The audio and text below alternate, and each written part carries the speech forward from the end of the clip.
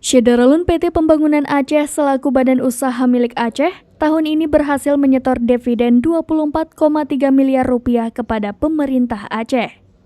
Penyerahan dividen itu dilakukan oleh Direktur Utama PEMA, Ali Mulia Gusdin kepada PJ Gubernur Aceh yang diwakili oleh Asisten Administrasi Umum Setda Aceh, Iskandar AP, pada Rabu 5 April 2023 di Anjung Monmata, Banda Aceh yang bertepatan dengan ulang tahun ke-4 PEMA. Dividen itu merupakan hasil dari kinerja perusahaan daerah tersebut selama tahun 2022. Jumlah itu meningkat 13% dari jumlah dividen tahun sebelumnya. Dirut PT PEMA, Ali Mulia Gusdin mengatakan pada tahun 2022, PEMA berhasil membukukan pendapatan sebesar 72,6 miliar rupiah. Dari hasil jumlah itu diperoleh laba bersih sebesar 48,6 miliar rupiah. Lalu, kata Ali, PEMA menyerahkan 24,3 miliar rupiah kepada pemerintah Aceh selaku pemegang saham sebagai dividen atau bagi hasil.